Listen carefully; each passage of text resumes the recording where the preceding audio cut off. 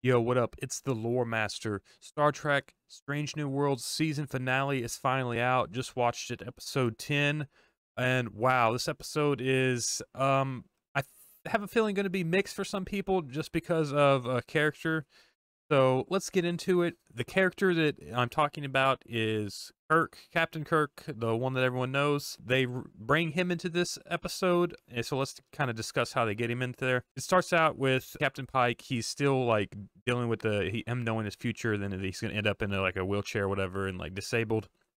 He meets one of the people that he's trying to save, or that dies along with him, or whatever, you know. So he meets one of those. So he's writing a letter to that person and be like, "Hey, don't sign up for Starfleet or whatever, because in 7 years or whatever, you're going to die." And what happens is a Pike from the future appears in his ready room or whatever and gives him a time crystal. And he touches the time crystal, and it's kind of like a Yesterday's Enterprise episode where we kind of see another reality of the one that we have now in the Star Trek.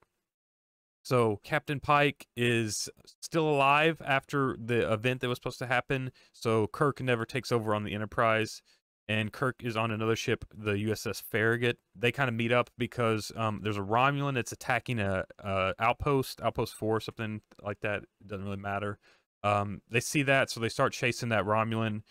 They call for backup. That's where Kirk's ship shows up. So they chase the Romulan, and this in this reality, since Kirk was never in charge of the Enterprise, there's a war between the Romulans and the humans that breaks out because it's seen that Pike and his diplomacy is too weak, whereas Kirk is, since he's risky and kind of more upfront with it, the Romulans kind of respect that more, I guess, is what they were kind of getting at. So they don't see the humans as weak. So if Pike lives, then there will be a war with the Romulans and the Federation. That's what they were getting at, along with this time crystal thing. And since there's a war between those two people, we see that since Pike didn't get injured, turns out Spock would get injured. So Captain Pike's kind of realizing that if he doesn't sacrifice himself, that millions of people will die in this war, that he's going to lose Spock, one of his like friends or whatever.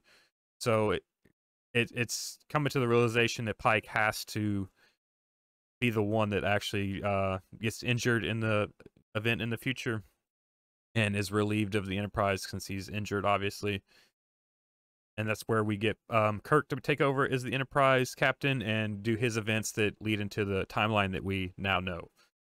So, with all that being said, that's kind of how the episode plays out, and that's kind of what it is. So let's kind of talk about the general season.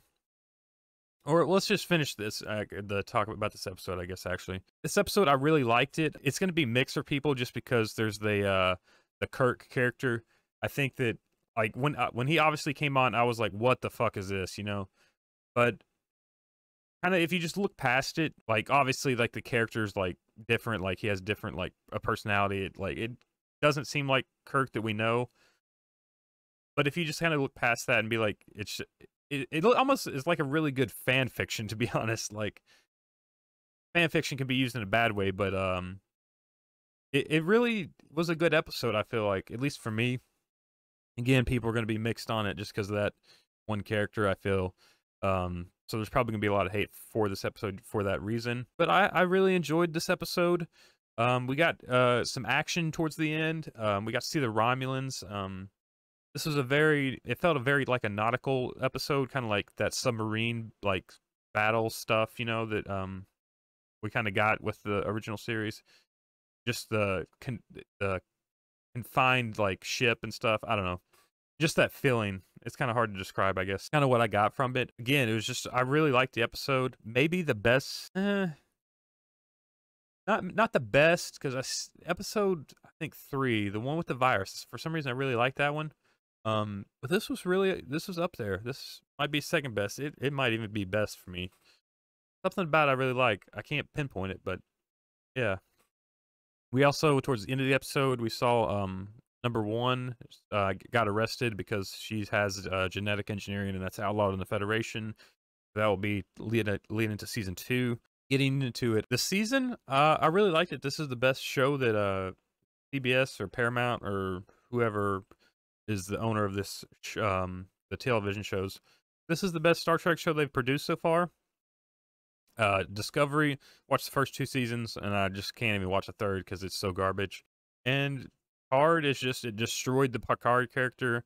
With this, they have a little wiggle room, but they're bringing in a lot of familiar characters that we've seen in past shows, and I have a feeling they're going to keep doing that. So season 2 might get a little tricky if they bring in, let's say, Kirk again, and actually make him like kind of more of a returning character, not Kirk's brother, but actual Kirk. But yeah, season 1 was really good. Hopefully season 2 will be better, but again, them bringing in the old characters, it might be a little tricky.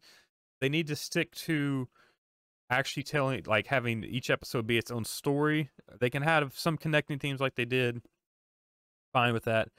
But for season 2, I would like to see them actually kind of go to more planets, because I felt like with this show, we were kind of on the ship the whole time, and we didn't really go to too many planets. There was like maybe 2 or 3 episodes where we actually went to a new planet. So I'd like to see kind of more of that stuff. But overall, it's the best Star Trek show we got, and that's not like that we got, but we've got out of the new shows that are being made. So hopefully that will continue with season 2 whenever that comes out, because I'm not sure I'll watch any of the other Star Trek shows anymore. Maybe Picard season 3, just because that's just because it's TNG stuff, but I don't know. That's a tough one to get into. I have to skip Picard season 3. But other than that, yeah, it's a really good episode, really good season. Recommend it for if you're trying to get into Star Trek. This is definitely the show to start with. At least I feel. Some people may say Discovery, but I just being a major Star Trek fan, I can't recommend that one. It kind of destroys everything. Like, subscribe, do all the fun YouTube stuff. Catch you next time. We'll be back whenever season 2 comes out. Maybe some other TV shows. Got to catch up on the Orville stuff. I'm a little bit behind on that. I apologize. But yeah. So catch you next time. Lore Master out.